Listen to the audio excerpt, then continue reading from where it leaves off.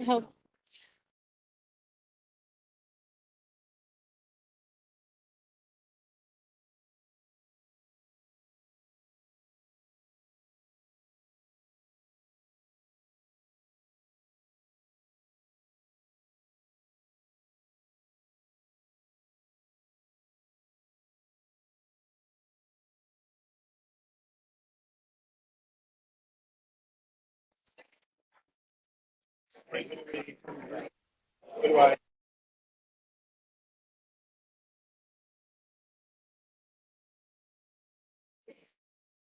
Put your hand over the.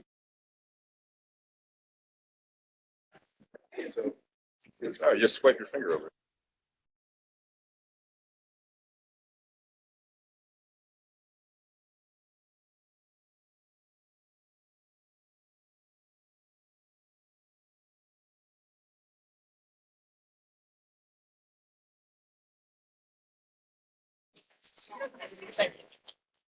Councilman Catch, can you hear us? Councilman Catch? Yes? Yes. Yes, you can hear Yes, I us? can. Okay, thank you. Yes.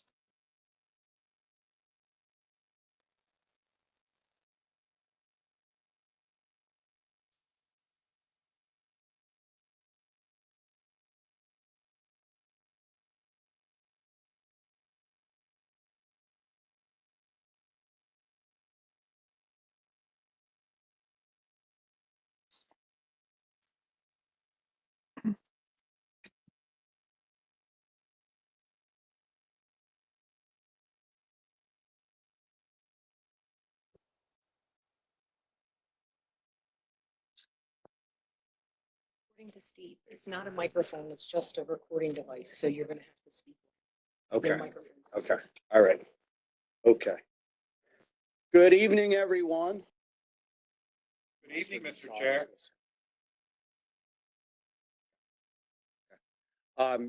My name's Mike Ertel. I'm the council chair.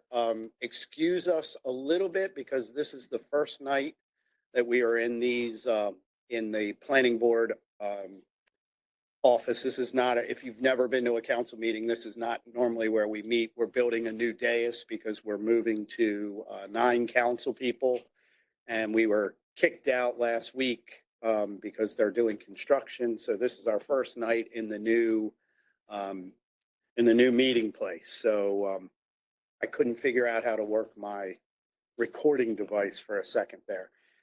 So we're going to start with a moment of silence and the pledge. So if we want to all stand for, and I would like, I'd like to ask everyone to take a moment of silence.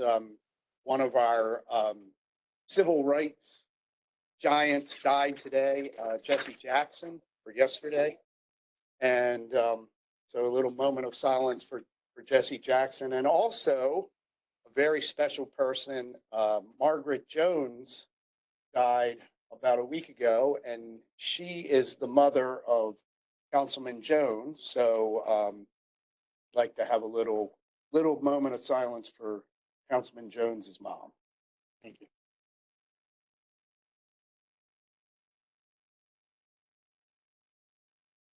Okay, thank you, everyone.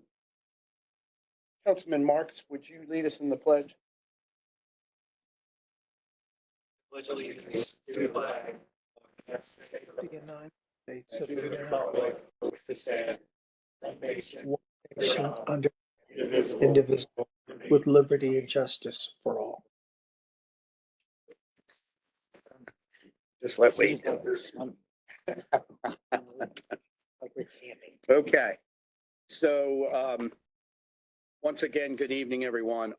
Under the authority granted by Section 208E of the Baltimore County Charter, the county executive has called the county council into emergency session for the purpose of enacting legislation. Legislative Day 4 will now come to order. So, Mr. Secretary, did you want to just cover some housekeeping on what we're going to be doing in the emergency session and speakers and that kind of thing? Yes, thank you, Mr. Chairman. So because of the county executive's convening of this emergency session, we will be introducing and voting on tonight legislation. Following that, the meeting will be adjourned, as there will be no further business before the council, at which time the council will then immediately go into its normal, regularly scheduled legislative session. The county council will conduct that business, and then following that legislative session, the council will, as we normally do, and as we said we would do on February 2nd, we will resume the normal February 17th speakers after the legislative session that have signed up. Okay. Each speaker will be allotted 2 minutes, and if the timer will let you know when your time is up, and we will also let you know. We will give you a very hopefully polite nudge. Thank you. Thank you, Mr. Secretary. Can you proceed to introduce and for the introduction and final reading of the vote on the bill? Yes. So tonight's bill being introduced at this emergency legislative session is Bill 14-26. This bill is sponsored by Council members Jones, Patoka, Ertel, and Young. Detention center prohibition. Thank you, Mr. Secretary. Councilman Jones, did you want to Yes, kick this off? thank you, Mr. Chairman. Before I start, if the chairman don't mind, I would like to read a letter from Senators Van Hollen and Senator Also Brooks, so we can enter it into the record. United States Senate, February 17th. Chair Ertel, Councilman Jones, Councilman Patoka, and other members of the Baltimore County Council. Across our nation, Americans have seen the lawlessness and inhumanity of Trump's Department of Homeland Security and Immigration and Customs Enforcement operation. In response, Marylanders have made it clear we do not want facilities in our state that support this agenda. That is why we write in support of the bill in front of you this evening. We commend Chair Ertel, Councilman Jones, Councilman Patoka, Councilman Young, and the entire county council and the county executive classmate for acting swiftly to consider this emergency legislation to prevent private detention facilities in this county. Our shared constituents do not support the egregious actions of Trump's Department of Homeland Security and ICE operations, as they have stoked fear, caused injury and death, damaged property, and denied individuals their due process rights and dignity. In recent weeks in the Senate, we both opposed additional funding that would allow the unconstrained, lawless operations of the Department of Homeland Security to continue as we witness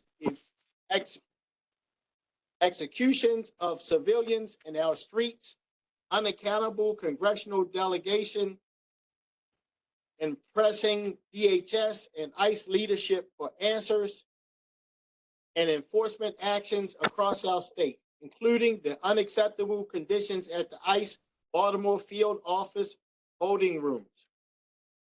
We must stand against the administration's effort to expand this abuse and new detention facilities in our state. We all remember Trump's promise to focus on the worst of the worst, but it's clear that's not been the case. In fact, according to ICE's own data, about 73% of their detainees have no ICE threat level.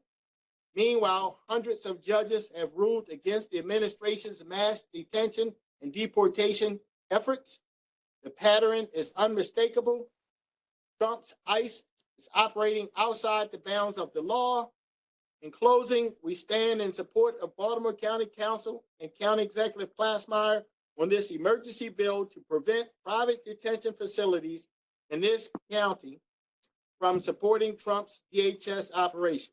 Thank you again for your leadership and your commitment to upholding our shared values and for standing up for constitutional rights. Sincerely, U.S. Senator Chris Van Hollen and U.S. Senator Angela Alsobrooks. Thank you.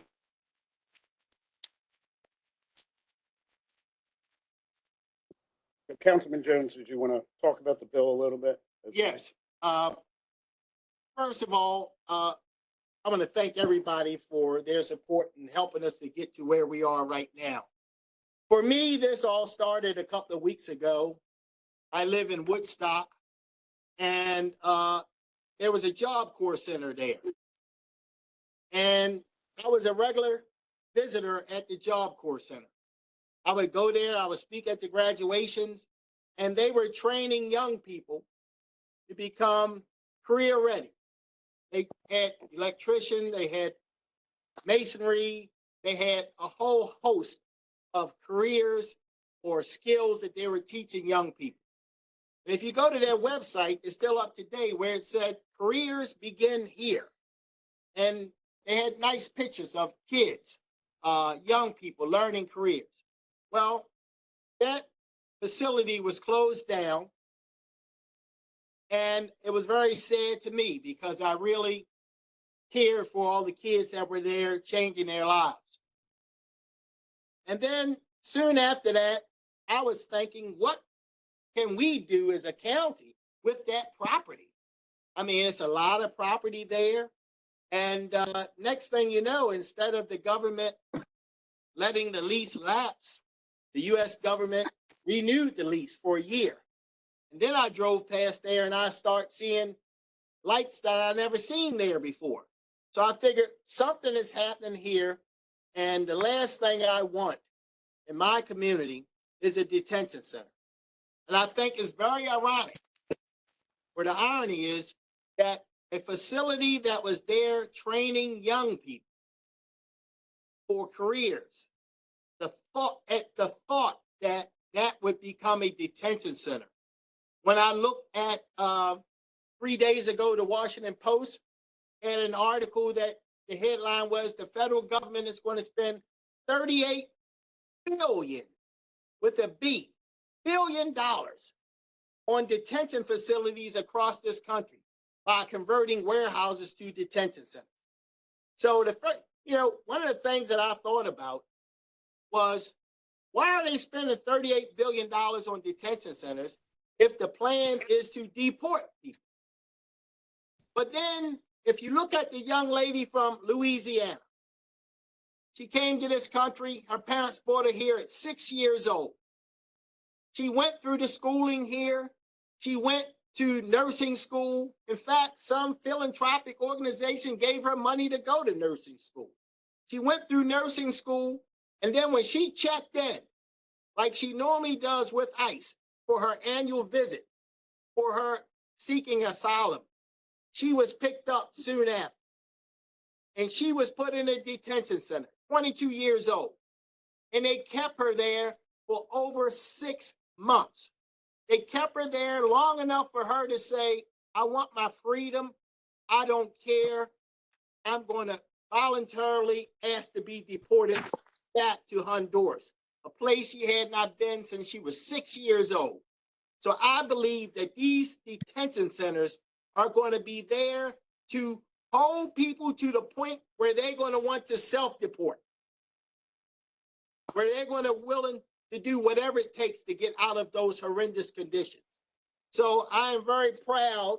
So I wanted to do everything I could to stop any detention centers in Baltimore County. So some people say, well, how do you know that it was going to be a detention center? I don't want to wait for them to string up barbed wire for me to figure out what's going on. I want to make a very clear statement as I'm asking my colleagues, and I'm very grateful that so many, including the county executive, have signed on. I want to make it very clear that Baltimore County is not welcoming any detention centers here in Baltimore County. There'll be a drain on their resources, and it goes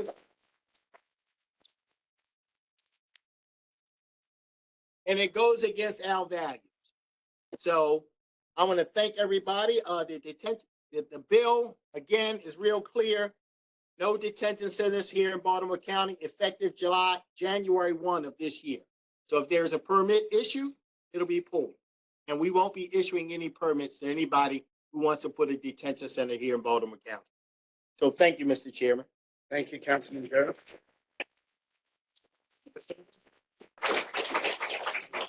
Thank you, Mr. Chair. Thank you, Councilman Jones, and thank you to everyone that is here this evening. Over the past year, we've had a flurry of activity at the federal level, and the activity has been different than administrations that take the helm. It's been a flurry of activity that's, in many respects, turned the Constitution upside down. Turned the Constitution upside down. The judicial system is not relevant to this president, to this administration. It's as if they offer an opinion. And, you know, it's been a long time since I've taken social studies, but I do recall there's three, and I see teachers in the room, so correct me if I'm wrong, but I'm pretty sure I'm right. There is the executive branch, there is the legislative branch, and there is the judicial branch. And it was the basic foundations of how this country was formed, how this experiment, the United States of America, was formed. And it was done with intent. It wasn't by coincidence that we have these three branches, and the branches are to respect one another and to create checks on one another. And so over the past year, we've seen, we don't see that balance exist any longer. The Congress, the legislative branch, is kind of in a state of gridlock, for better or for worse. I think it's for worse. The judicial branch has become not relevant to the executive branch. And so there's a whole level of dysfunction going on. So there's been that flurry of activity at the federal level. And so in these rooms, at the local level, we have to have a certain level of activity here. And there's been a flurry of activity over the past few months. We passed last week the Trust Act, a pair of companion bills to put guardrails against ICE activities, to codify the Office of Immigrant Affairs. This morning, I was in Annapolis and I joined Governor Moore for the signing of Senate Bill 245 and House Bill 444. And I commend our legislators for convening residents of this state in rooms just like this to take the appropriate action to push back against a federal administration that has somehow not fully understood the Constitution of the United States of America. And so has really been reckless with the Constitution of the United States of America. And so at the local level, here in Baltimore County, really proud of our state legislators in Annapolis, proud of our governor for what they took action. They knew that while this bizarre activity that goes on at the federal level, we at the local level have to stand strong.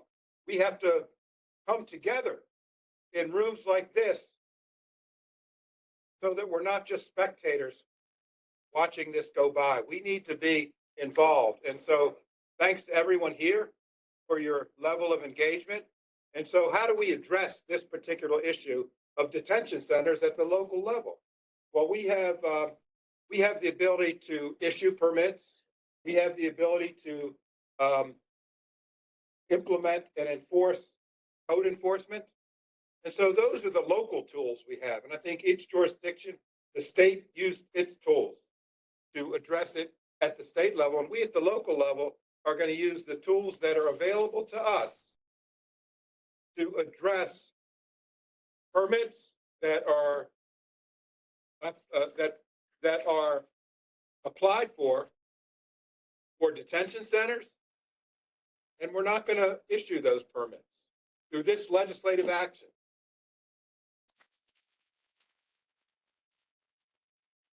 For permits that are applied for for auxiliary services related to detaining people on involuntary detention. And I'm going to ask the secretary in a moment at the appropriate time to kind of go through what is an involuntary detention. How does someone, what are we not going to permit in this county? And as I understand it, and Mr. Secretary, correct me if I'm wrong, if you are in a room by yourself being detained involuntarily, then you are in violation of Baltimore County law if this passes today during this emergency session. And so these are the actions that we have to take at the local level. This is the time to be bold at the local level. It's not the time to sit back and watch perversion of what's going on at the federal level, the perversion of the review of our Constitution. And so to my colleagues, I thank you for your courage today, because this all takes courage. The folks that are here in this room and listening online, I thank you for your courage for being here. Throughout our history, the way we've continued as a nation is really through courage. So with that, I'll conclude my remarks and just say thank you to everyone participating today. Thank you so much. Thank you, Councilman Pachoka. Councilman Young. Appreciate it, Mr. Chairman, and thank you, Councilman Jones, for drafting and introducing legislation. Thank you to the other members that co-sponsored. As we've all been witnessing what's been happening nationally and what's been happening in the actions taken by the federal government over the last year and number of months, it cuts against the spirit of what I believe that our nation's founding and intent for all of our citizens is supposed to be. It's easy for people to feel powerless, but in moments like these, it's an opportunity to show that local government isn't powerless. We have tools, we have will, and we have elected leaders that are willing to stand up and also utilize the expectation of the people we serve and represent and put it into action and legislation. From the very beginning, our community and our countries have wrestled with the hard questions. When government takes somebody's liberty, what standards apply? Who's watching? What resources do we have as people, as a community to fight back? The answer again and again through the Constitution and our history is that liberty is not something government handles casually or quietly. It requires transparency, due process, and accountability. When those guardrails slip, history shows that followers, those that follow what they think to be right because they were ordered to do something, always end up on the wrong side of it. Abuse thrives in darkness, communities lose trust, and fear becomes a tool of governance. And that's not something that we can allow to happen here in Baltimore County. I've had the opportunity to stand watch in nations and other countries where the line between order and disorder and anarchy is thin. Able to come home and folks say, thank goodness we live here where it's not like that, but without missing the point, or where they miss the point, that it's a thin line between where we look and send our troops and send our people and where we live today. The difference is, what do we have as people to stand up against what we know to be wrong, what we've been raised to believe to be inaccurate, and also not stand up to our values in our own light of what our country means and represents. We have the opportunity to zone appropriately. We have the ability to restrict actions. We have the ability to hold folks accountable, whether it's the federal government, the state government, or private entities. And this is what this bill does. It provides the opportunity for us to use the tools of local government to prevent inhumane actions, to prevent abuse, and to send a message to our communities, our immigrant communities, folks that have spent their entire lives here, that we will not sit back quietly and allow others to take away their rights.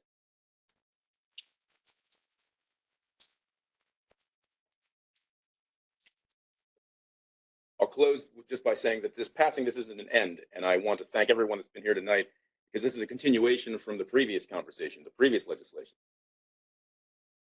At that hearing, we said, too, continue to reach out to us and continue to hold us accountable and your government accountable, and you've done exactly that. You make it easy for us to do the right thing. When we think about 20 years from now, when they think about this era. I hope that we recognize that we've elected leaders and we will continue to elect leaders that represent our interests and our belief that we will fight back no matter what and use the tools we have available to us to make sure that our neighbors feel safe and that this continues to be a place that everyone wants to live. Thank you, Mr. Chairman, and I appreciate the opportunity. And thank you, Mr. Councilman Thank Young. you, Councilman Jones. Sure. Thank you. Councilman Marks.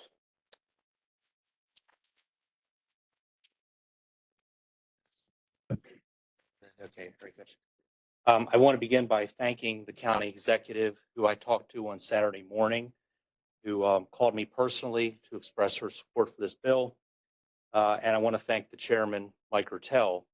I had to read about this bill online.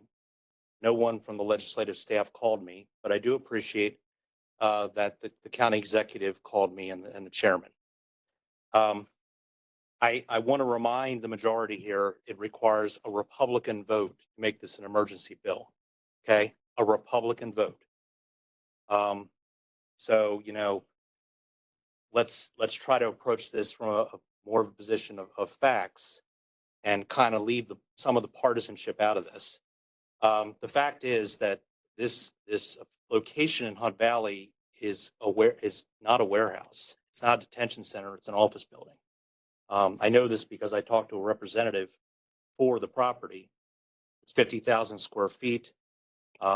It's housing the government services, General Services Administration, and the staff there are handling immigration, customs, FOIA requests, and so forth. So that's what's at Hunt Valley. Having said all that, I have not talked to a Republican or Democrat anywhere in my district who wants a detention center. And I have a lot of warehouse space in my district, in Middle River and White Marsh, and Perry Hall, elsewhere. I will be voting for this bill. Councilman.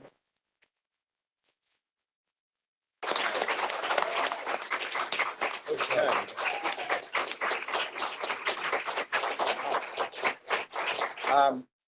I believe we have a representative from the administration who wanted to speak on the bill. Is that true? Mr. Secretary, do we have anyone from the administration, the executive branch? No? Okay, it was, Right. there was a question here. I just wanted. Right. I wasn't sure if anyone did, but I just thought you'd want to give them the opportunity if there was someone here. From, Well, that's fine. Madam AO, you don't want to speak about it, do you? Not that you. Mr. Chairman, Yes, Councilman Catch, sorry. thank you very much. I will say that I sit here very upset over some of what I've heard. Seems to me that some of the testimony is very one-sided, and the testimony ignores the fact that we have a real problem in this country, in that we have dangerous people who are out free. And that's because when we had the 4 years where the border was wide open and people were coming in without being vetted properly, we had some governments that were emptying their jails. We have a real problem in this country, in our county, in our state, that we need a solution for. So what do I hear? I hear a letter from our 2 US senators, which is full of hate and full of accusations, one-sided letter. I did not hear from one person who spoke anything about the victims of any crime. Nothing. We know that people have been murdered, raped, etc. And if we are going to, Mr. Chairman, Guys, and if order. we are going to,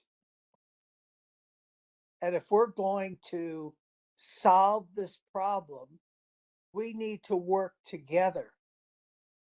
not be so one-sided Whoa. in what is being said and done. I do, in the name of working together, trying to solve a problem, I too am voting for this bill. But I just am very offended by these efforts to divide us by being so negative with what is being said, some of the testimony. I was so offended by the letter from our two US senators. There's no doubt that there is the Trump derangement syndrome is real. And if you have people who, I think sometimes if, he were to reverse his a policy on an issue, and people who don't like him are against it, he's for it. If he were to switch, I think the sides would switch. That's how bad I think it is. Also, I've spoken to people who don't want the administration in Washington to be successful. We all should want the government to be successful. And so I just wanted everyone to know that I'm not happy about what I hear. All right, thank you, Councilman Catch. Can I ask the crowd, can I ask the audience, please try to refrain from outburst? Or we have to clear the room. Okay, is there a motion to approve Bill 1426? So move. Second. Okay, we have a motion and a second. Mr. Secretary, please call the roll on Bill 1426. Mr. Hertel, Aye. Mr. Young, Aye. Mr. Patoka, Aye. Mr. Catch, I Mr. Jones, Aye. Mr. Marks. Aye. Mr. Crandall is absent. Okay, Bill 1426 passes. Mr. Chairman, I just have a quick question. There was to be an amendment to take the reference to offices out of the bill. Has that been done? What was that? The Councilman amendment Catch?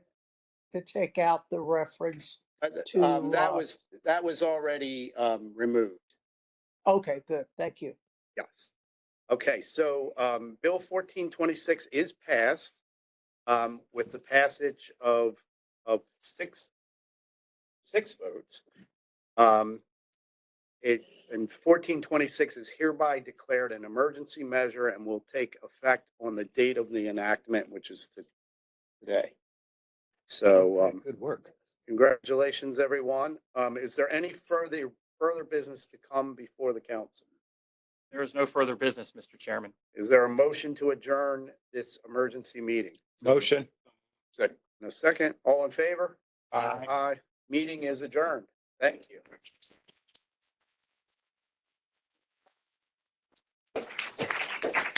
All right. Want to see if people want to be, yeah. Yeah, so if you don't want to stay for our regular meeting, now's the time to mill out. What's that? Good gentleman. Gav went into the regular? Or we Gav, okay. We could take a quick break if we want.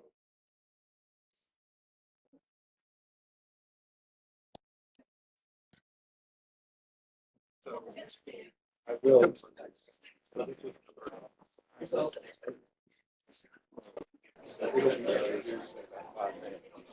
Oh, okay. Yeah, so mine's not an emergency though, so it's that person's regular session. Yeah.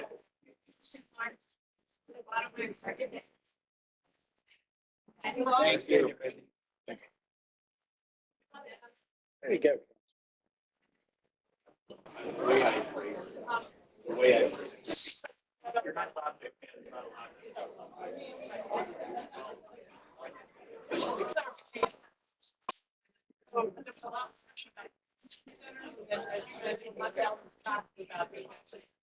That is correct.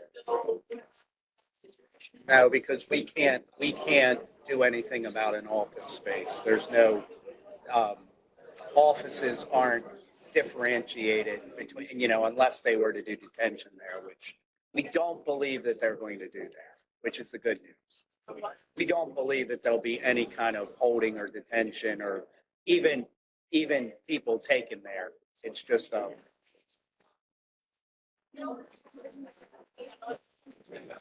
So all the folks that signed up to testify have to wait till. hopefully we'll have a smaller crowd. Right, okay, so we're, yeah, Speakers, got it. but they know that they can speak. Yeah. What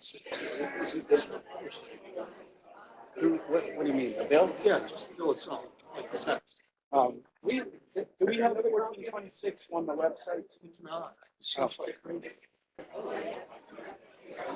this was detention only. Yeah. This is the back of it. Yeah, just detention and. Okay, detention only. Yeah. Ronald was talking about. I can send it to you tonight if you want to. Here. Oh, we'll give it to Okay. Rose. Yeah. Okay. Yeah. All right.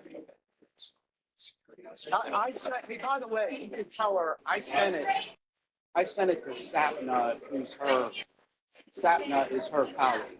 Just saw them. I guess sent it to us. Rona? Yeah, you sent it to us. I guess it. All right, thanks. Okay.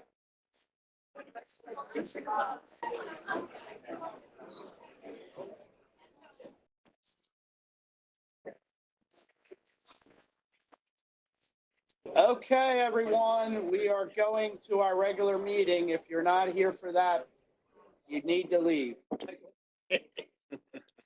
Yes, I don't have, does that mic work? Yeah, it's on. Well, This, yeah. there you go.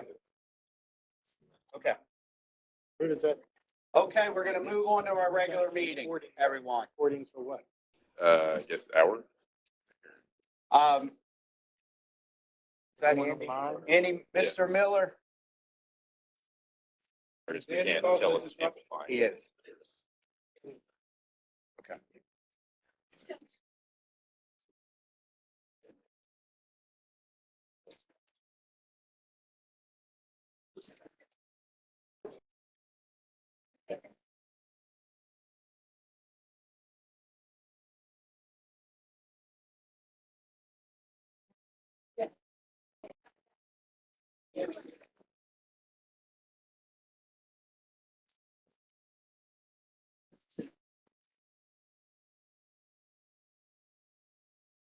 Okay, I think we're ready.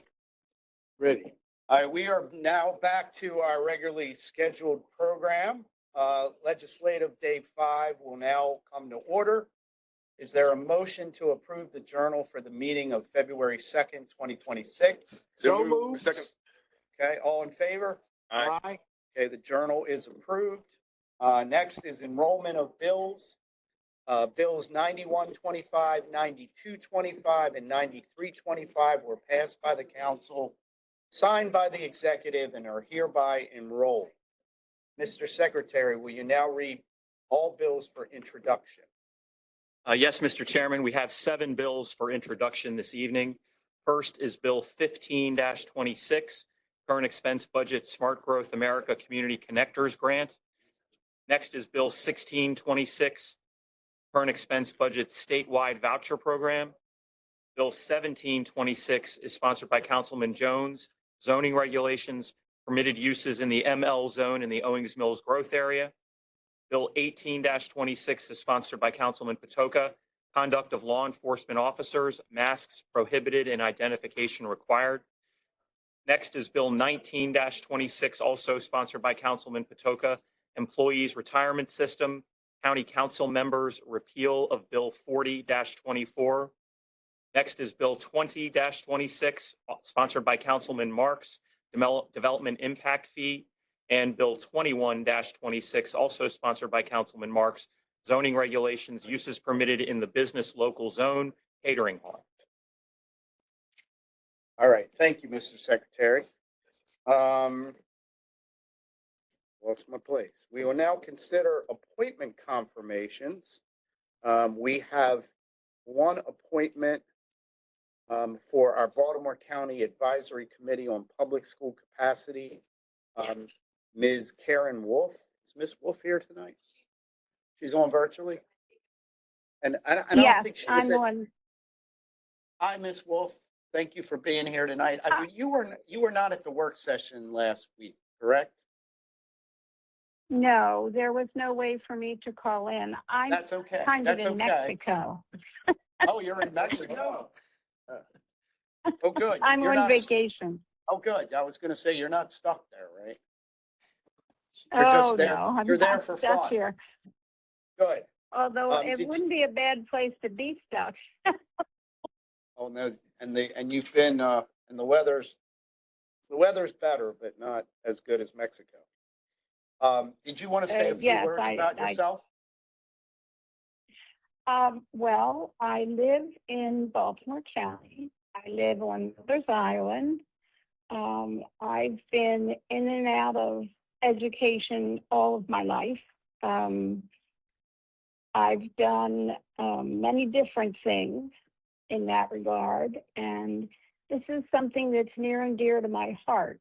The overcrowding in the school. I was a teacher at one point, and it's very difficult when you have a class of 30 kids and you're a first grade teacher and you have no assistants, and it's very difficult. And I think there are ways that we can go about changing that and maybe spreading things out a little. So I'm very excited to have been asked to be on this commission. What else can I tell you? I'm soon to be 1 year older than I am now. That's why she's in Mexico. And I've met Councilman Marks several times. My grandson was an Eagle Scout, and he participated in many things that Landon participated in, and gave him his Eagle Scout badge, actually. And he's always, Councilman Marks is always at Perry Hall events, and I have grandchildren there. So I guess, what else do you need to know? That is all we need to know.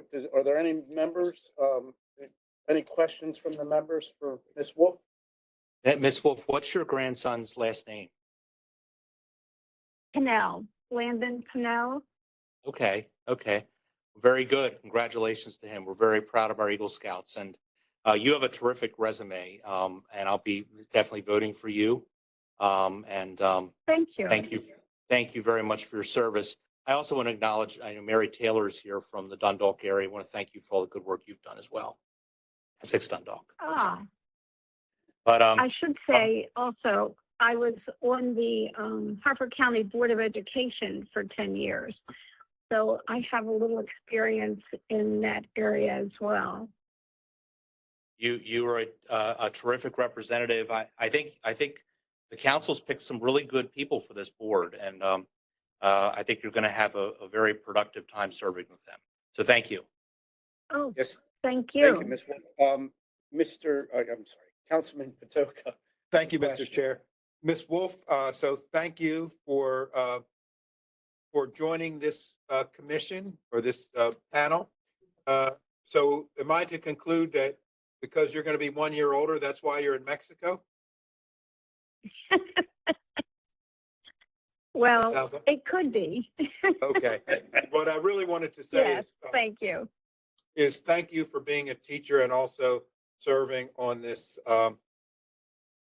adequate public facilities board. I think it's really important to have the lens of someone who is in the classroom, because through your lens, we can see what happens if there's 2 extra students in a classroom, 5 extra students in a classroom, 10 extra students in a classroom, and the impact that has on the student, on the ability to teach, on the families that are sending their kids to Baltimore County Public Schools. So I'm really pleased that you're going to join the panel. And I also want to let you know that I will be forwarding, we have another teacher and principal that'll be joining, hopefully, if the council approves, that'll be joining you. So we'll have multiple educators on this panel who really know Wonderful, wonderful. most, you guys know better than us how classroom overcrowding impacts the ability to teach and the ability for students to learn. So look forward to voting in the affirmative for you, and looking forward to Thank having you. more people with your level of expertise join the panel. Well, thank you Thank you. for your perspective. Okay, thank you, Ms. Wolf. Thank you, Councilman Patoka. Any other? Mr. Chair. Yes, Councilman Jones. Now, Ms. Wolf, I would like to just thank you so much for stepping up. Sounds like you have a long history of working in education and working on the school board in Harford County. So thank you so much for stepping up and agreeing to help us. Okay, Thank thank you, you. Council. Thank you, Councilman Jones. Is there a motion to approve the appointment of Ms. Karen Wolf? Motion. Seconded.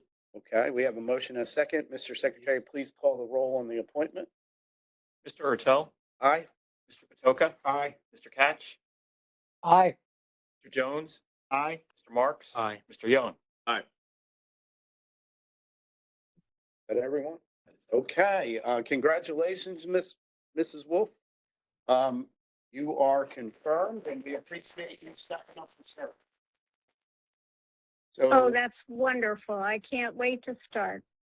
okay, so without further ado, you should go back to your vacation in Mexico, and we will move on, but we appreciate you being here on vacation and speaking to us tonight. Margarita time. Margarita Certainly. time. I wish we could have this meeting here for all of you because Well, it's we lovely. wish that as well, but you didn't send us plane tickets that you told us you were. Yeah, I'll talk to my All right. husband about that. All right. Thank you so very much. much, all of you. Okay, bye now. All right, thank you. Mr. Secretary, we are now on to final reading and vote of bills. Yes, the first item, please. First item, Mr. Chairman and members of the council, is Bill 5-26, Current Expense Budget, MHAA Banneker Interpretive Program Enhancement. Okay, and I know we had testimony at the first work session on this. Are there any questions or comments from the members on Bill 526? Do we have a motion to approve 526? Motion to approve. Second. Okay, Mr. Secretary, we have a motion and a second. You want to call the roll, please? Mr. Ertel, Aye. Mr. Catch, Aye. Mr. Jones, Aye. Mr. Marks, Aye. Mr. Young. Aye. Mr. Patoka. Aye. Okay, Bill 526 is passed. Mr. Secretary, please, next item. Next is Bill 6-26. This is a bill sponsored by Councilman Patoka, Zoning Regulations, Central Community Hub. Thank you, Mr. Chair. We discussed this in the work session. This designation of this change of zoning regulations for Central Community Hub relates to the Pikesville Armory and the ability to do signage and wayfinding. Right now, there is insufficient signage, and the current zoning doesn't allow for enhanced signage and wayfinding. And so this piece of legislation will allow for enhanced signage and wayfinding. Okay, thank you, Councilman Patoka. Are there any questions or comments for Councilman Patoka on Bill 626?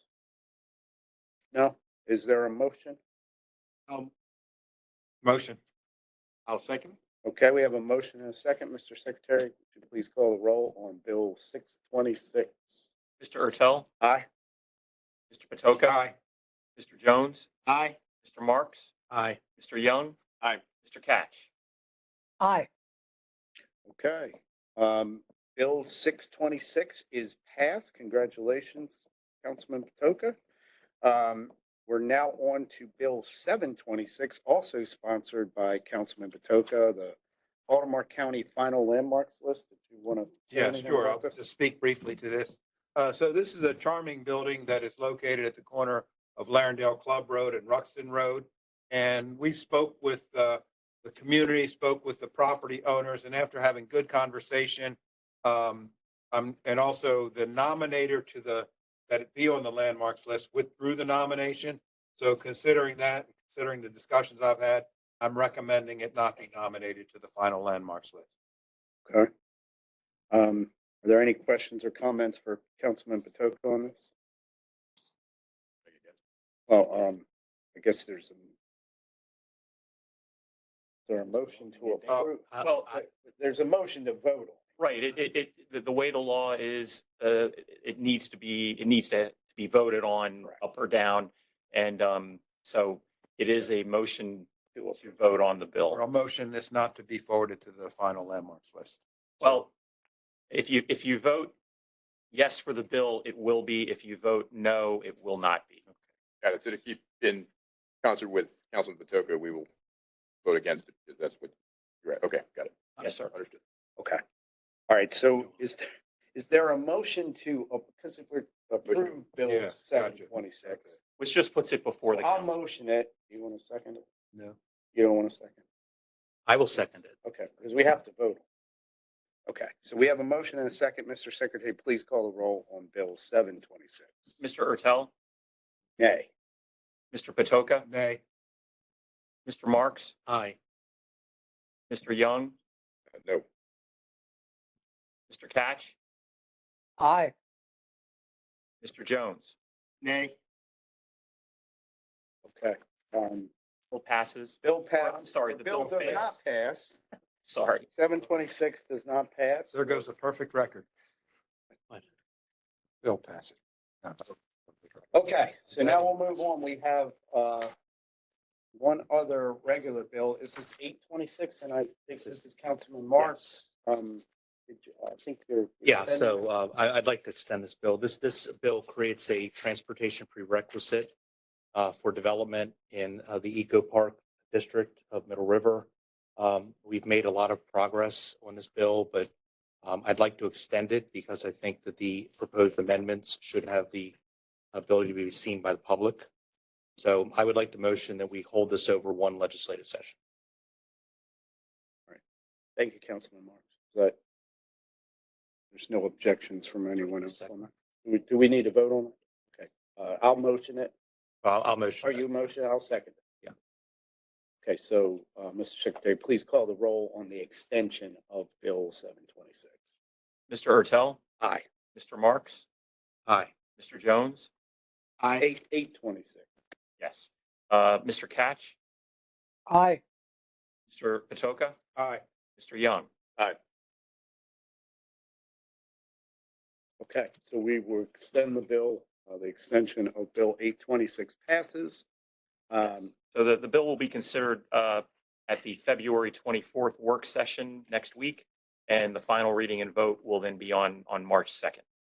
Thank you, Mr. Secretary. And then Bill 926 was withdrawn prior to the meeting, Yes. so that does not need to be voted on tonight.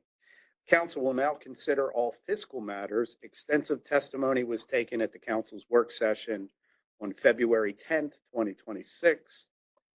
The witnesses who testified at the work session are available to restate their testimony if needed. If a council member has any questions regarding a particular fiscal matter, that item will be discussed as a separate matter. I will now call upon the secretary to read the cover letter for fiscal matters 1 and 2. Fiscal matter 3 was withdrawn prior to the meeting. Thank you, Mr. Chairman. Fiscal matter 1 is a contract with Sterling Helicopter Incorporated, AKA Sterling Corporation. And fiscal matter 2 is a contract with Antonio's Trucking Incorporated for liquid salt brine application. Thank you, Mr. Secretary. Are there any questions or comments from the members on either fiscal matter? Okay, is there a motion? So move. I'll second it. Mr. Secretary, please call the roll on fiscal matters 1 and 2. Mr. Ertel, Aye. Mr. Jones, Aye. Mr. Marks, Aye. Mr. Young. Aye. Mr. Patoka, Aye. Mr. Catch. Aye. Okay, fiscal matters 1 and 2 pass.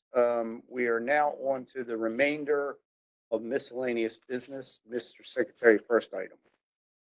Mr. Chairman and members of the council, whenever a contract over $25,000 is awarded by a process other than by a formal competitive bid, it is required that a copy of the contract be delivered to the council and that the secretary read the particulars of that contract at the next legislative meeting.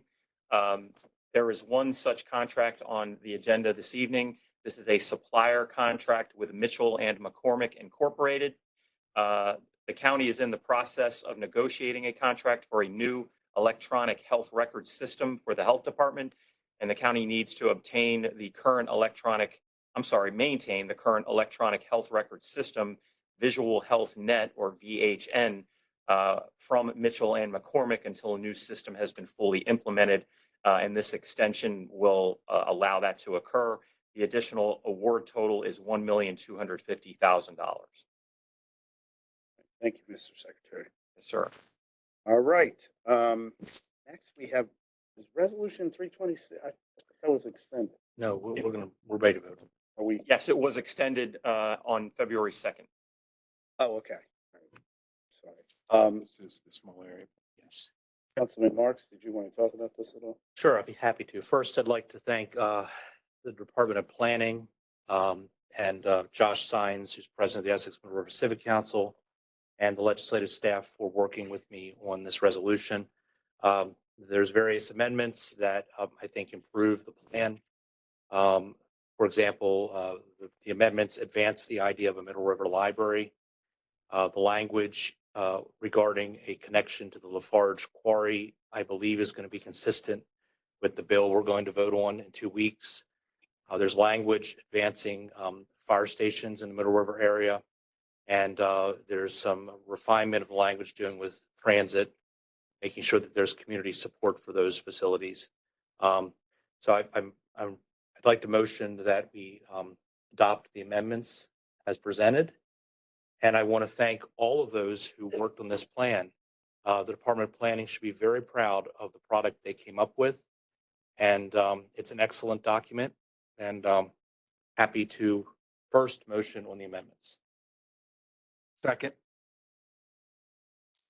You need to read the amendments? Or did Mr. Marks essentially Councilman covered it. Marks take care of it? Yes, sir. Those were the, okay. Those are the highlights. Those are the highlights. Did we have a motion to approve the amendment? So I believe. Second. Mr. Poca, second. Second. Okay, Mr. Secretary, please go. Sorry, I'm a little, That's all right. Certainly. a little off with my surroundings. Mr. Ertel? But then the curvature doesn't lend itself as. I'm not used to being this high up either, Mr. Don't go towards the lights. Aye. Mr. Marks? Aye. Mr. Jones? Mr. Young? Aye. Mr. Patoka? Aye. Mr. Catch? Aye. Okay. So that's the amendment. Okay, so the amendments to resolution 326 pass. Is there a motion to approve the amendments to, or Resolution. The bill's amended. the bill as amended? So moved. Resolution is amended. So moved. Resolution as amended, sorry. Second. We have a second. Motion and a second. Mr. Secretary, please call the roll on resolution 326 as amended. Mr. Ertel? Aye. Mr. Marks? Aye. Mr. Young? Aye. Mr. Patoka? Aye. Mr. Jones? Aye. Mr. Catch? Aye. So thank you. Resolution 326 as amended is passed. Mr. Councilman Marks, did you want to say something? Just, it's ironic we're in the planning board room when we voted on this because this is a substantial effort. This has taken, Mr. Lafferty, how long has it taken? 15 months. And I know there's now an effort in the Catonsville area to also do this. And, I tell community organizations all the time, a community plan is like the good housekeeping seal of approval. It gives community groups an extra push when they want to get funding for things. It helps steer development. It helps set capital programming.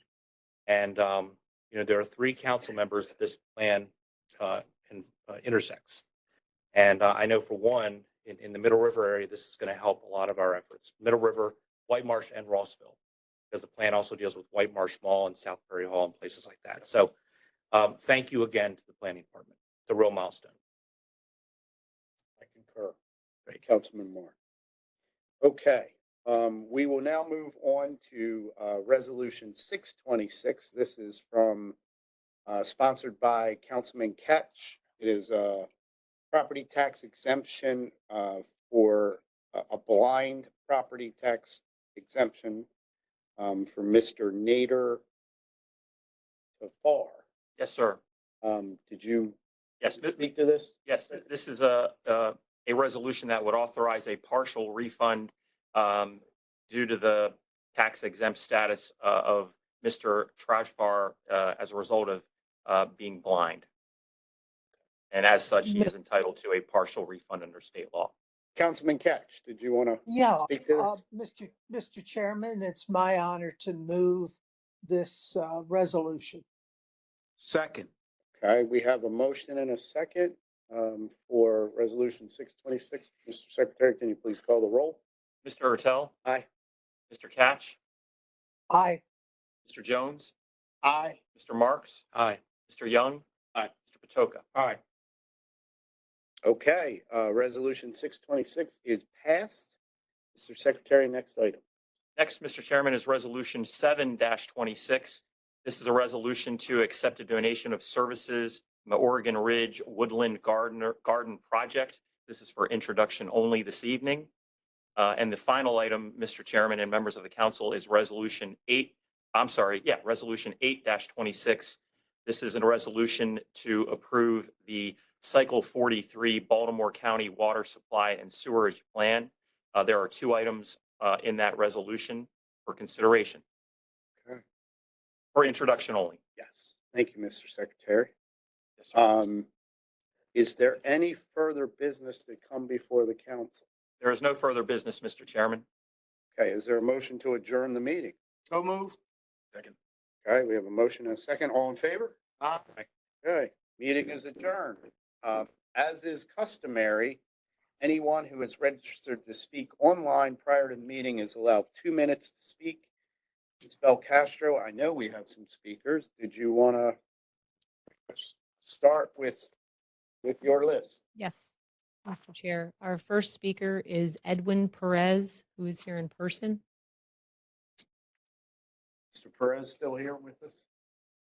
Mr. Perez, come on up. You're at the witness table. And you.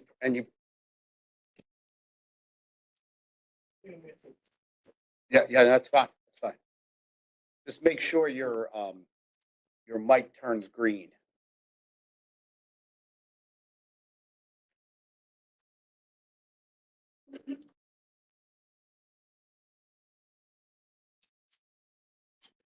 Good evening, members of the County Council. My name is Edwin Perez, and I'm here representing the Baltimore County PTA Council.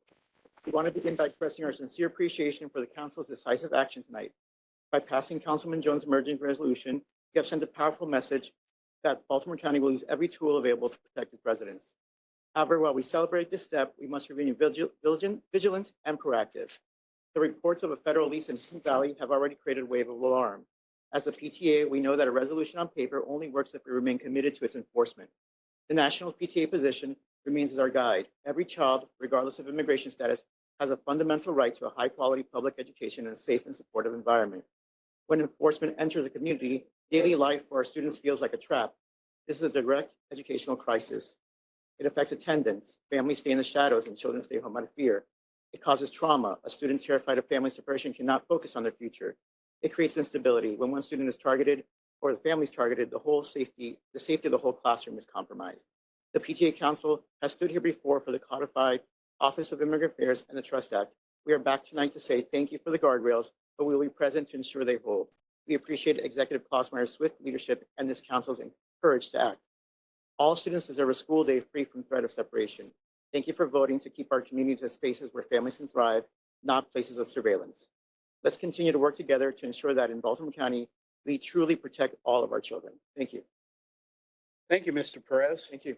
Appreciate all your hard work at Perry Hall High as always.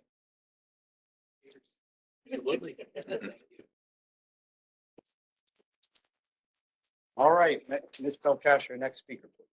Our next registered speaker was Seth Rich. Mr. Rich was on earlier this evening. I kind of monitor the meeting as it starts. He is no longer on, so I'm assuming he is not going to testify.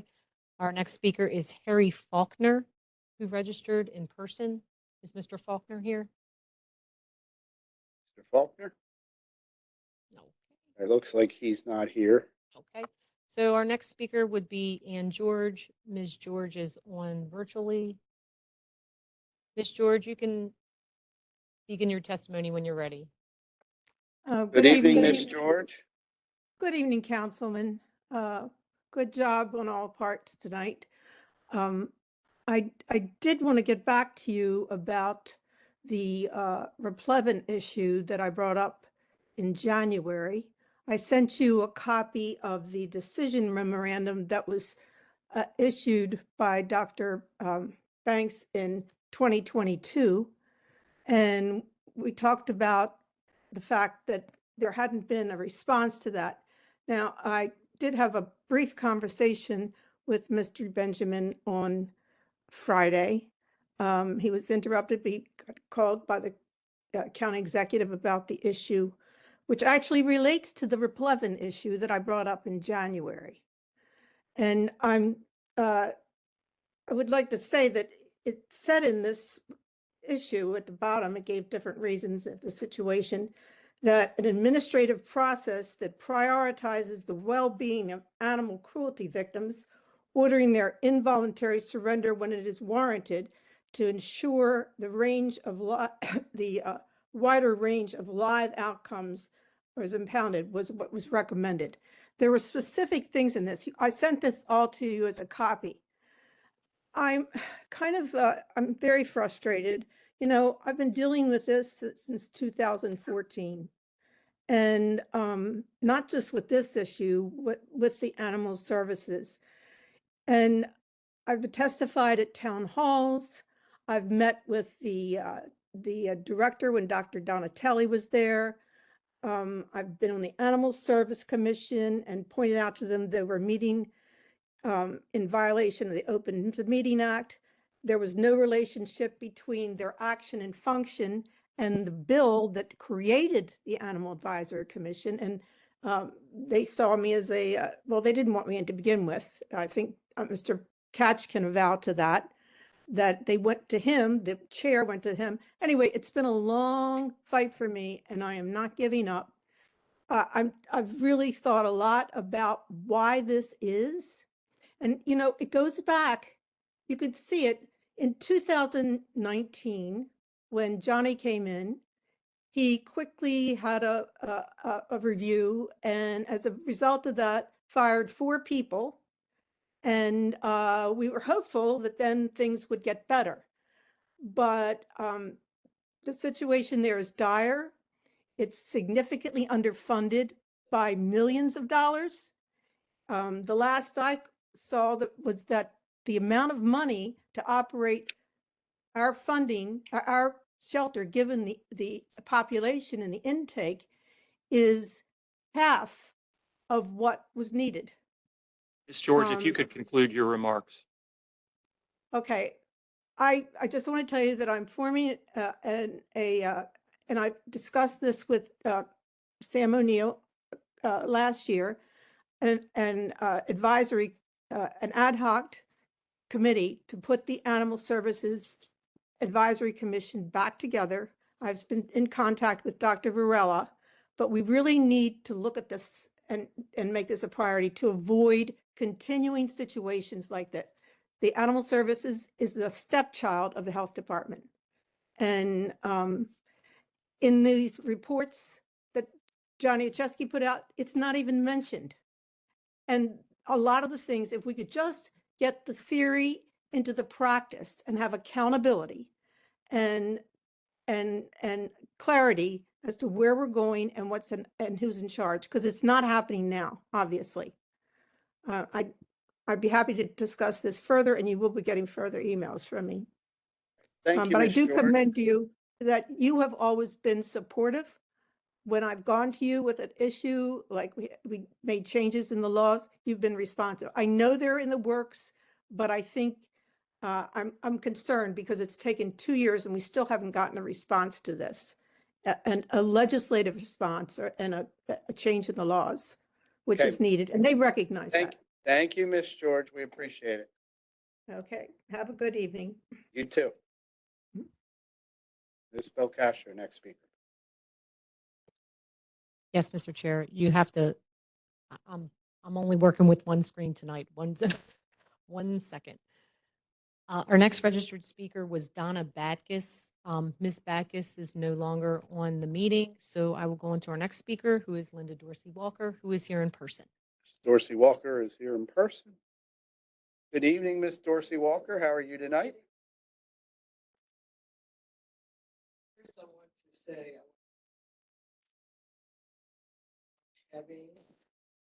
I want to commend Councilman Jones on having the courage and showing leadership to introduce Bill 1426. And I want to thank all of you for acting without delay to address an issue. I have been for the last 8 months going around to budget hearings, contacting at least 24 legislators and just everywhere I could go to talk about the Woodstock Job Corps site and the possibility that it might be misused because the Department of Labor was unwilling to give up its lease. And so now this is a real comfort. But more recently, an issue was brought to my attention that I still think needs to be addressed because it's a fix that needs to be made in the permitting system. Specifically, there is a property located in the Woodstock area, it's 2810 North Baltimore Drive. They came originally to the county and said, we want to set up a site there for self-storage, which is fine, even though there are many other self-storages around. Here's the problem. The owner of record is an entity that has in the past purchased properties and negotiated on behalf of the federal government.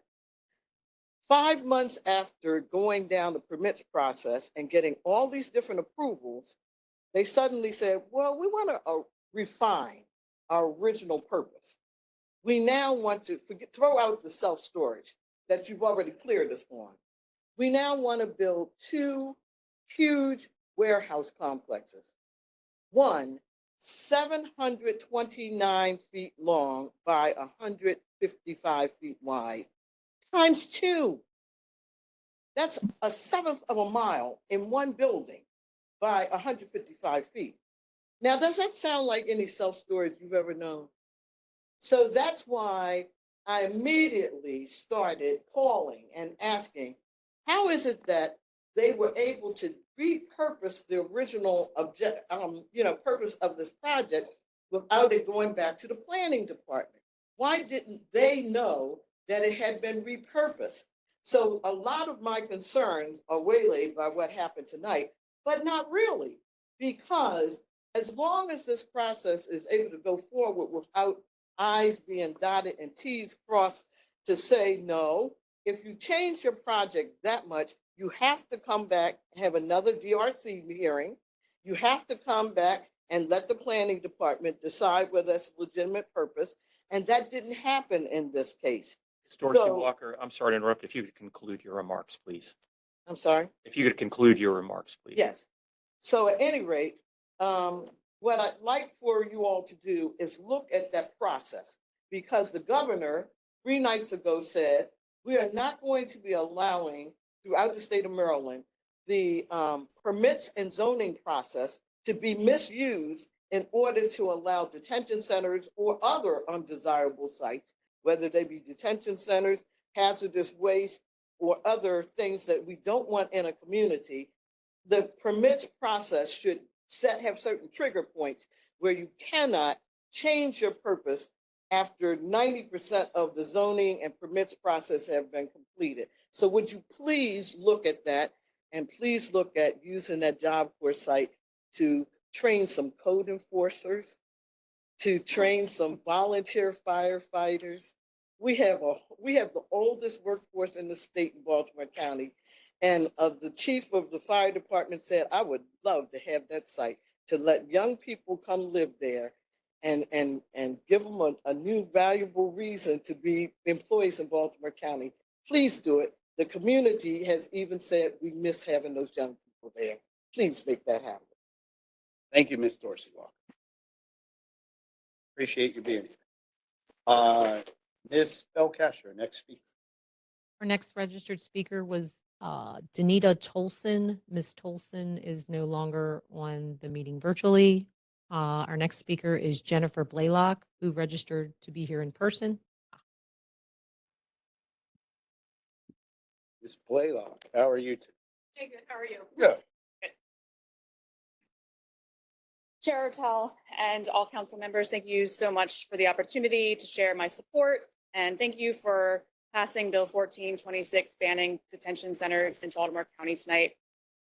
Detention facilities and administrative legal offices are often discussed as though they are entirely separate, but in practice, they operate within the same enforcement system.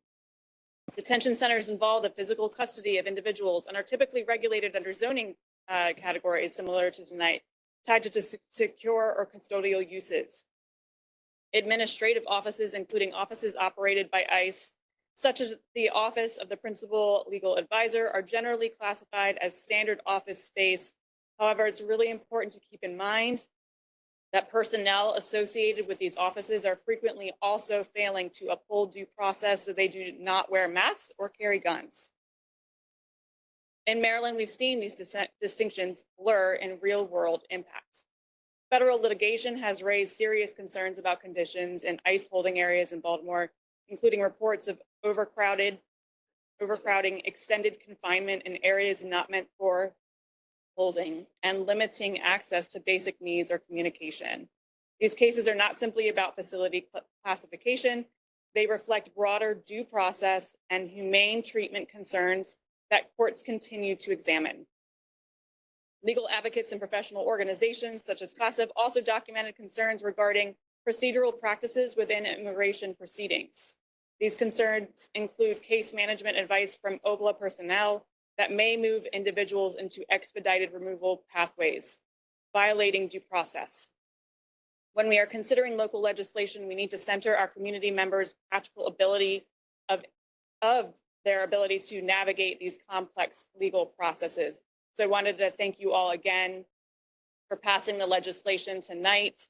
Thank you, Councilman Marks. Thank you, Councilman Cash. I really appreciate it. And I want to consider additional bills just like my Councilman Patoka is doing as far as the anti-masking coming up. It's really important to note that there are a lot of fear out in the community, but there's a lot of practical ways that we can plug in and kind of address these major concerns of the community. So thank you. Thank you, Ms. Blaylock. Yes, Councilman Patoka. Jennifer Blaylock, I want to thank you for all the work you've done in this area and other areas as well. But you've showed the courage to take a stand from the very beginning. And so thank you for organizing. Thank you for making sure that we as a community here in Baltimore County are organized to do the right thing. So I really your hard appreciate that. I also just wanted to say that it's very easy to do so. All we really have to do is listen to the people that are impacted in this time. And so that's what I'm doing. And it's, in my opinion, the bare minimum. So thank you.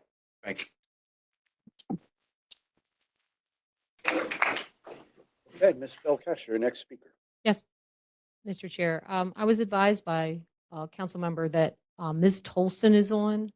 However, she is not on by her name, and the phone number that she registered under is not found on the list as well. I was double checking very quickly.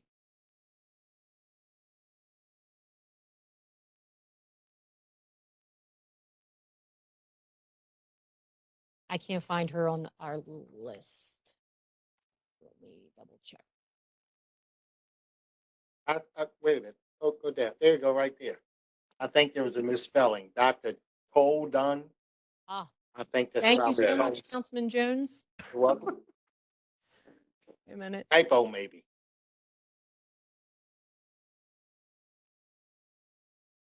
I see. Thank you, sir. The old D instead of the S trick. Hello, Dr. good Tolson? afternoon. Yes, can you hear me? Yes, we can. My apologies. I'm sorry. No problem. I Evening, Ms. appreciate Olson. this. Dr. Thank Olson. you. I appreciate all of you allowing me to speak on the bill. Um, I would like to speak briefly in support of the proposed bill 1426 related to the detention centers. As a previous director of nursing for a detention center and a nurse, I'm in favor to prevent corporations, property owners, and parties from applying and obtaining permits. My heart definitely goes out to the nurse that was educated and was detained. Nobody should be detained, come here and seek to work and then be detained. She simply came here to work as a nurse. So I definitely, support this bill. I believe this bill is a move in the right direction. So again, I support it. Thank you for allowing me to speak. Thank you, Dr. Tolson. Thank you. Ms. Belkacem, next speaker.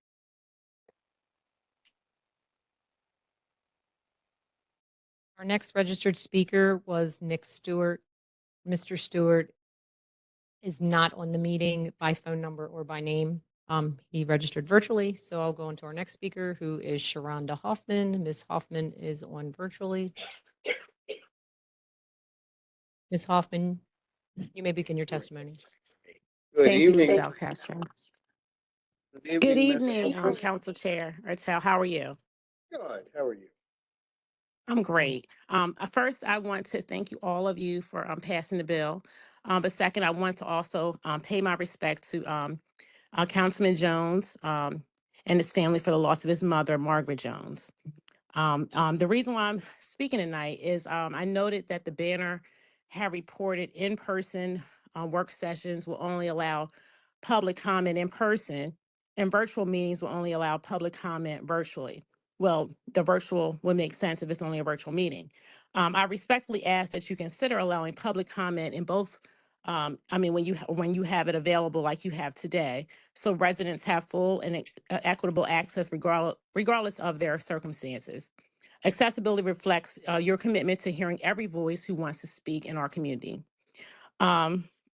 Also, I wanted to talk about please finalize the salary for the next council in alignment with the forthcoming budget deadlines.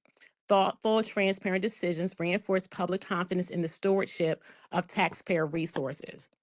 Next, please continue to clearly distinguish between advice from the Attorney General of the state and from opinion from the Attorney General. Clarity in legal guidance helps ensure sound decision-making and strengthens institutional integrity. There seems to be an attack on our inspector generals. Just recently, I had been in correspondence with Isabel Cumming of Baltimore City, where she is not getting records from the government. And then recently, just today, Montgomery County is also redacting a lot of information. I hope that does not happen in Baltimore County.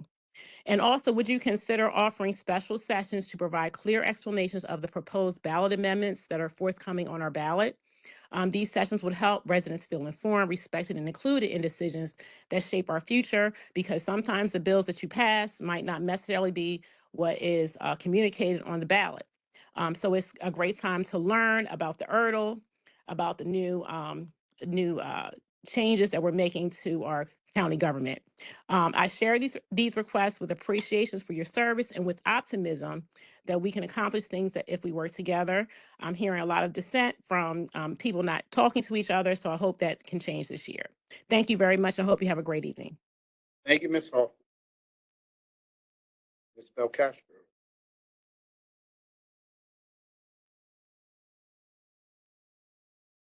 Our next registered speaker is David McDonough, who registered to be in person. Is Mr. McDonough here? McDonough. Okay. Okay. Our next speaker registered after that is Mary Taylor, who registered in Taylor person. is definitely here. Okay. Taylor. Floor is yours. The mic is already hot. Councilman Ortel, if I can respectfully request 3 minutes. When I looked online, it said a 3 minute, and that's what I prepared my testimony for. I didn't know it was a 2 minute limit, and I've been waiting about a month to get this out, so I was hoping you could allow me the courtesy of an extra. Why don't you go for it? Thank you. I also wanted to direct this to my councilman, Mr. Crandall, who obviously isn't here tonight, but I do see that Doug Anderson's online. So I will direct this to Doug and he can relay my messages. Good evening, council members. I want to begin by acknowledging Councilman Crandall's recent appointment of Ms. Karen Wolf to the Baltimore County Advisory Committee on Public School Capacity. My comments are not meant to disparage Ms. Wolf. I wish her success and hope her work helps move this committee forward. However, Councilman Crandall, I must address how this appointment process was handled. At the encouragement of Ms. Roddy from the County Executive's Office, I submitted my application in August of 2025 in good faith, believing the process would be transparent and open to community voices. I never received any acknowledgement from your office or county government. I have been an education advocate since 2020 and currently serving as the Vice President of the Baltimore County Parent and Student Coalition, representing more than 5,000 parents, students, educators, and residents. I've worked with families across the county on redistricting issues and represented them when they could not be present. I also served with the Randallstown NAACP Education Committee and now with the League of Women Voters of Baltimore County, experiences that have strengthened my commitment to equity, transparency, and accountability. Despite this, I was overlooked without even basic communication. This is disappointing and raises concerns about transparency in the process meant to bring public voices into decisions about growth and school capacity. Councilman Crandall, this decision feels personal rather than professional. Overlooking an engaged constituent without acknowledgement does not appear objective or transparent. This is not transparency, this is political gatekeeping. Being outspoken and holding government accountable should never disqualify someone from serving their community. The advisory committee exists to ensure community representation. Yet more than 7 months after the law took effect, it's still not fully seated. Council members Koch, Marks, Ortel, and Crandall have made appointments. Councilman Patoka mentioned he has someone in line. Councilman Young and Jones, you have not yet appointed your person to the APFO committee. Families in them districts are feeling and remaining unrepresented. I wish Ms. Wolf success, and I welcome the opportunity to share my experience and my advocacy to support this committee's work in addressing overcrowded schools and trailer classrooms affecting families across Baltimore County. I respectfully ask for transparency in how applicants are considered, courtesy and communication with constituents, and a commitment to building this committee on merit, experience, and accountability. Our children deserve classrooms built for learning, not trailers, and your constituents deserve honest answers and fair consideration.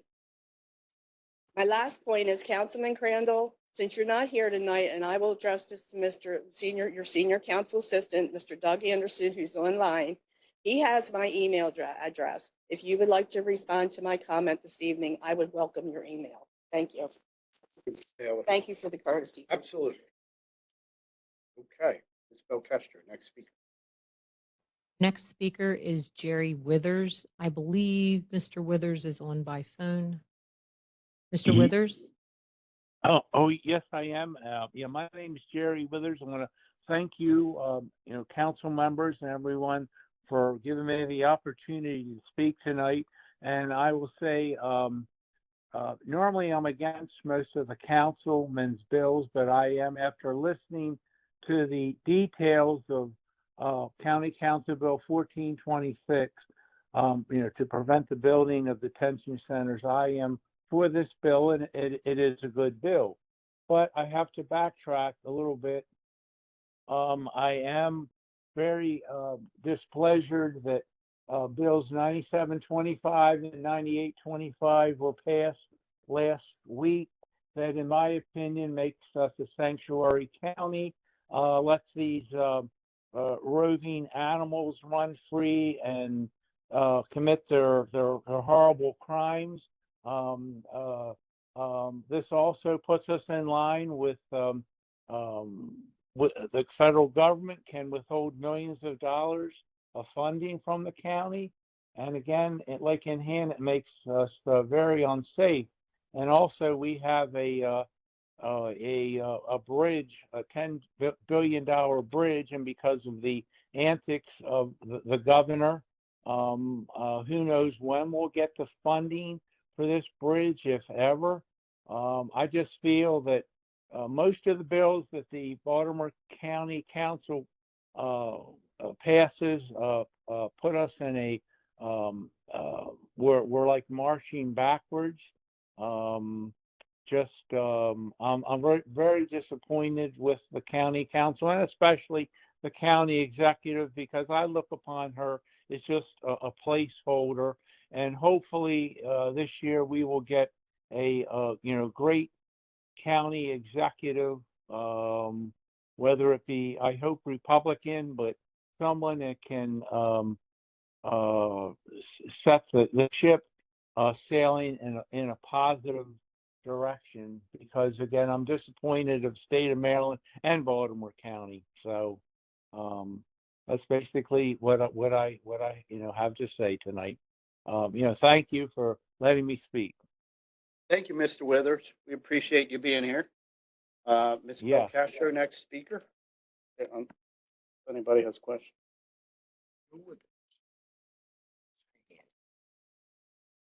Our next speaker is Stephanie Petrides, who is on virtually. Ms. Petrides.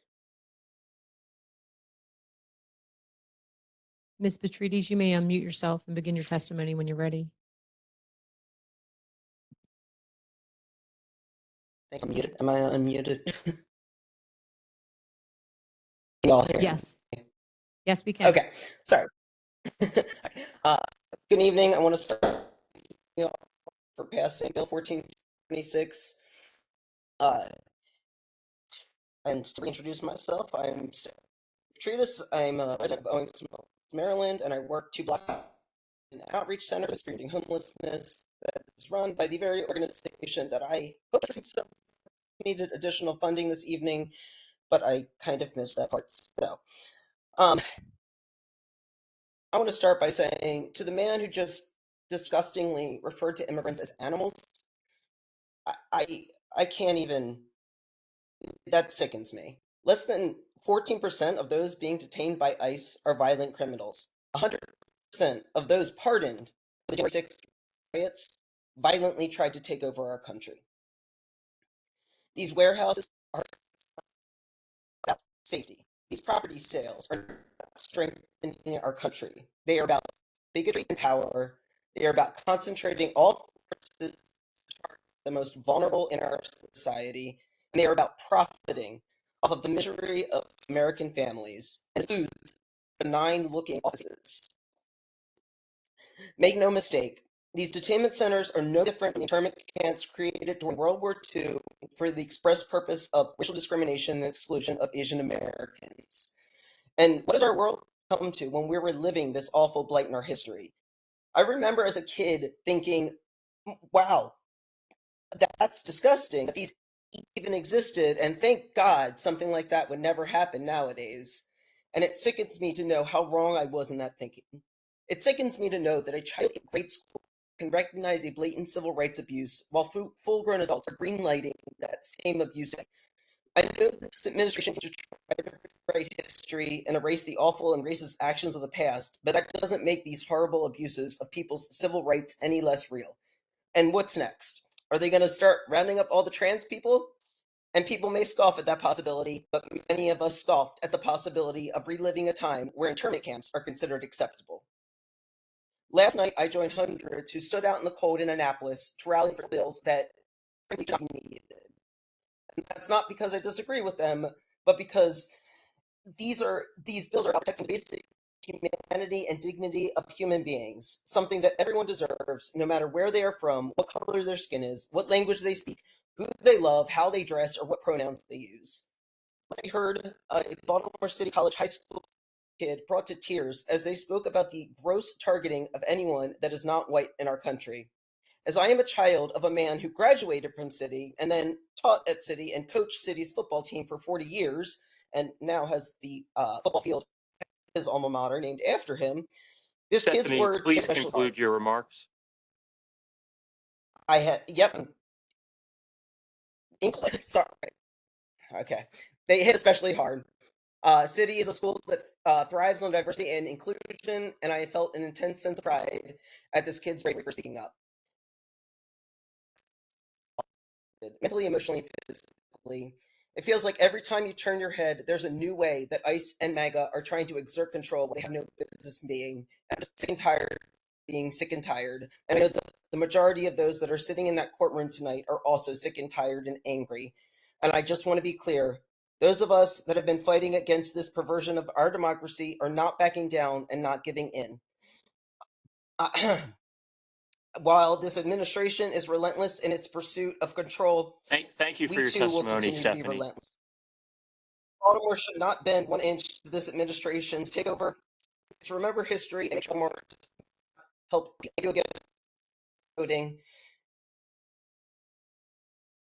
Thank you for your testimony, Thanks, Stephanie. Ms. Petrides.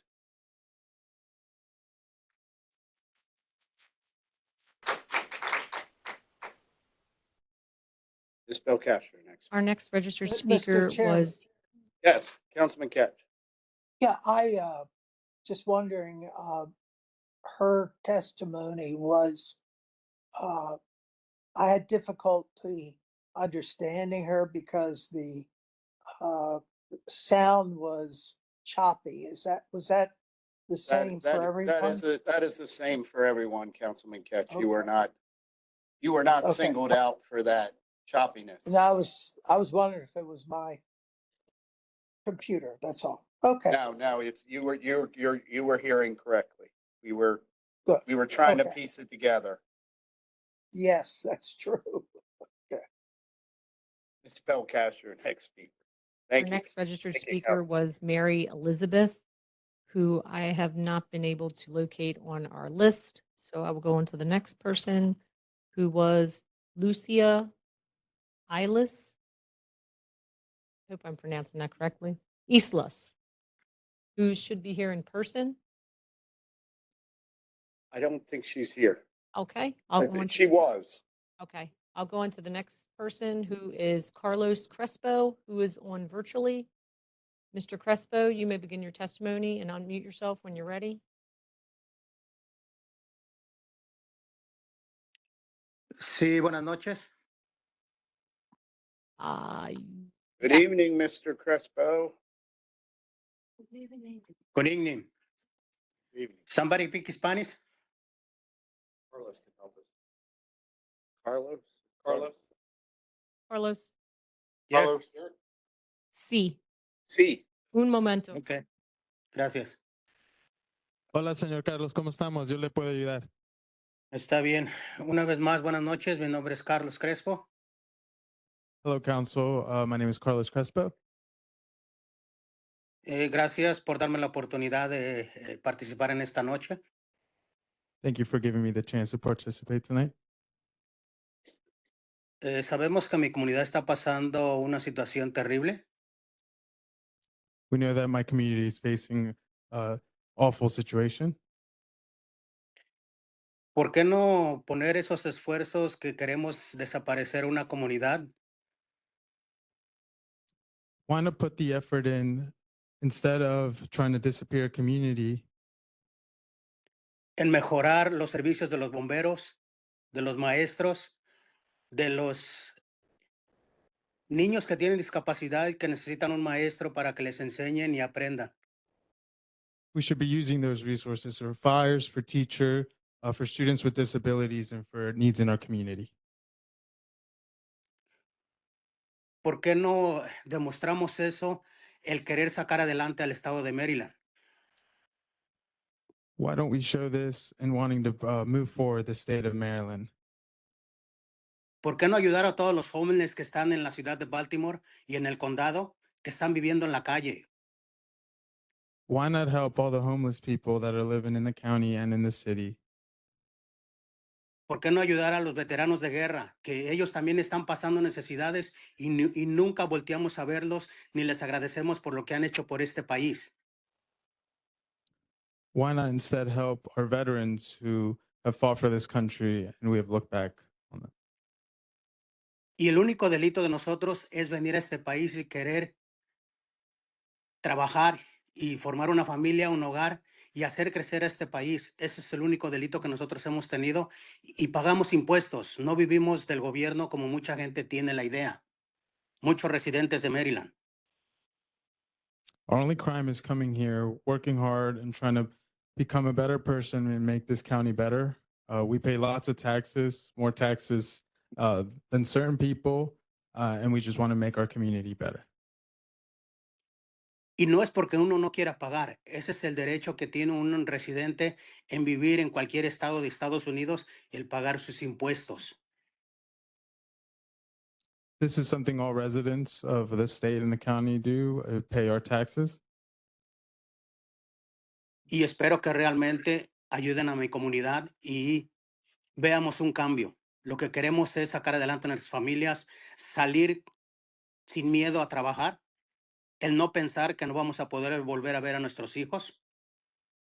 Esperemos que esta pesadilla termine pronto. Que Dios bendiga a los Estados Unidos y gracias por darme la oportunidad.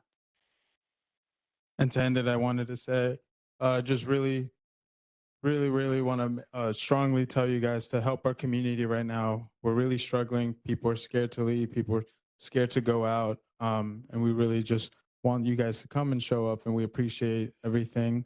God bless America. God bless the United States. Thank you, Mr. Gracias. President. Gracias, Mr. President. Thank you, Carlos. That was Carlos for Carlos. Carlos for Carlos.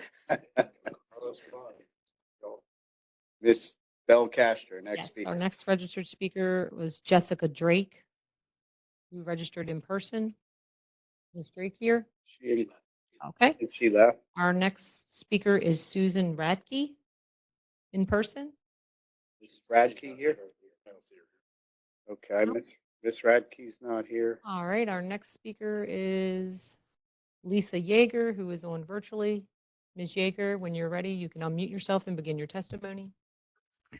Hi, good evening, Councilman. My name is Lisa Yeager, and I'm the current president of the Cromwood Coventry Community Association, which is located off of Joppa Road across from Bob Davidson Ford. We are very disappointed in the revised bill allowing the hookah lounges to be grandfathered in with regards to the 50-foot property line requirement instead of the previous bill requiring all hookah lounges to be 200 feet away from residential housing. The Mazika Hookah Lounge in front of our neighborhood has had a shooting. We deal with traffic and parking issues and property damage to several homes. In our opinion, this is a nuisance business which negatively impacts our neighborhood. We would love to ask why this bill was amended, if possible. Ms. Yeager, one of the things that we did not have before this bill was that there is a use permit. And if there are multiple violations, which I believe just needs to be 3, and depending on how serious they are, it may be less than that, that use permit can be revoked or not renewed. And prior to the original bill, we did not have that. So that could be used in this instance. There were some hookah lounges that were owned, that were within 200 feet that had never been a problem. Originally, the bill we were not completely apprised that it was grandfathered. So while we understand your frustration, because I put that legislation forward to begin with, because of some very bad issues we were having with a hookah lounge at Taylor and Oakley. But like I said, there is a remedy if there continues to be problems there with this use permit, which we did not have before. Okay. Mr. Chairman. Yes. I Yeah, think Councilman Marks wanted to say something. oh, I'm sorry. I'm sorry, Councilman Catch. Yeah, I Did you? was very frustrated with the legislation that was amended by the council, changing the 200 to 50 feet. I Well, I was sick and unable to attend that council session, but it went forward with my bill, and I had no idea it was going to be amended as it was. So I'm looking at the issue and would like to reintroduce the bill to change it back to 200. And you think you can tell by what the chairman had to say that, we need to discuss this and work it out. But I believe that the hookah lounge near you needs to be closed. I just believe that, and I'm going to continue to work on it. Thank you, Councilman. Welcome. Councilman Marks.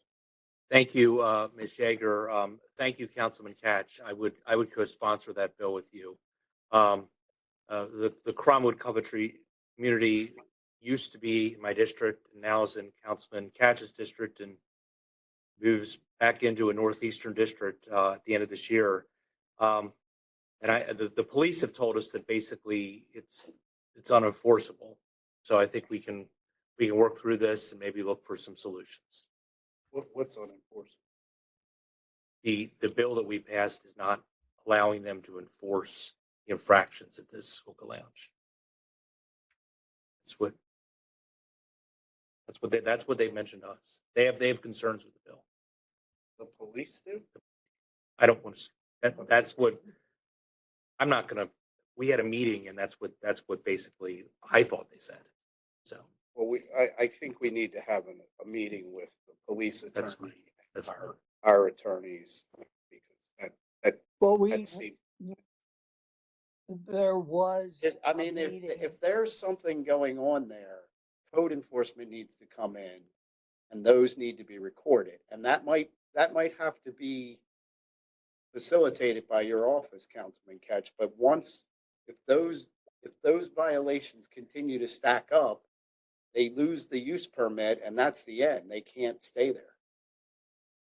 Well, to be honest with you, I was a little offended that the council would take my bill, amend it without me being there, but those things do happen. Understood.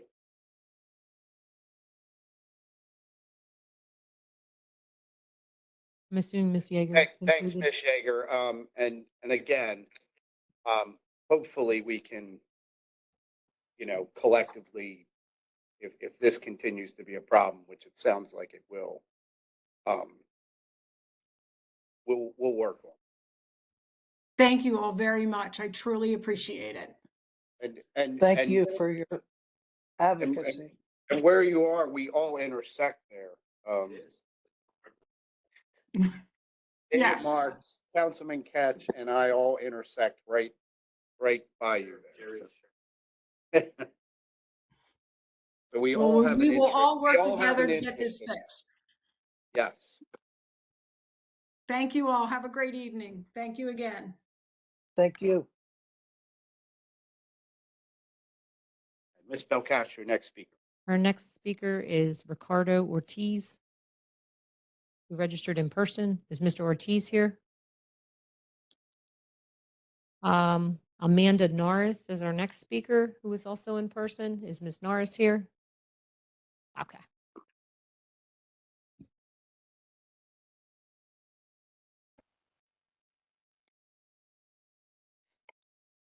Excuse me. I was also found online that it would be 3 minutes instead of 2 minutes. Ma'am, you can go ahead because Hi. everyone has been over 2 minutes.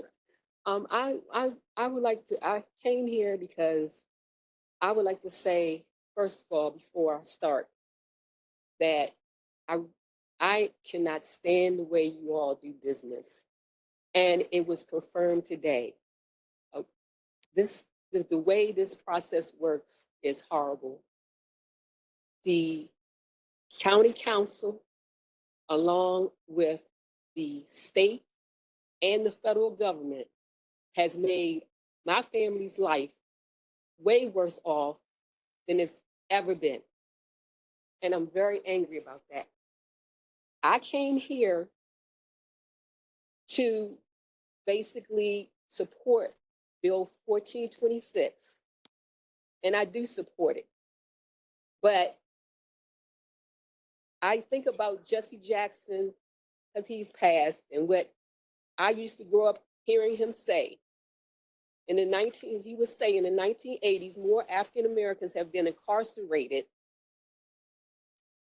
than was enslaved in 1865.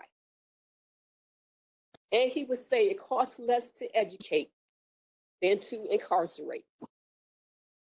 And somehow, when we've been sounding the alarm all this time, somehow it's some type of emergency now to stop these prisons.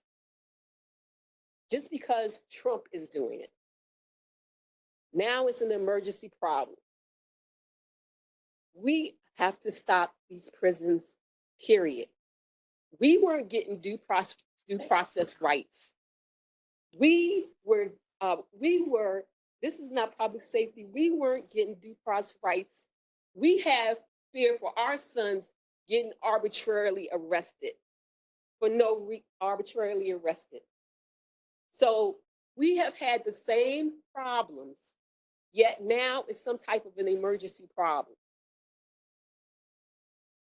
And so I support this. I supported this bill because I understand. We understand the big issue here. And also, I would like to say that while we have been historically, us and the indigenous people, our families have been separated. Our children have been, since we've been enslaved, and since the indigenous people in this country have been basically enslaved also, and basically genocide. Our families children have been separated from us too. And that should be acknowledged. And I would like to also say that while we've been at the forefront of fighting for these rights and due process and preventing mass incarceration, especially for our children, and other people have gotten the benefits except us. And so while we understand the big picture here, to continue commodifying of our bodies, the prison industrial complex, and how racist all this is, I would just like to say that you need to stop fighting for people with means and start helping us out here, because we need it. Thank you very much. Thank you, Ms. Norris.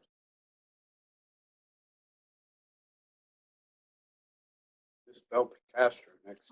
Our final speaker, registered speaker this evening is Alyssa Lindsay, who registered in person. Is Ms. Lindsay present? Does not look.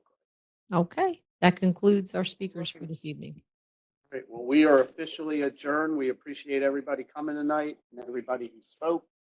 And be safe going home. Thank you so much.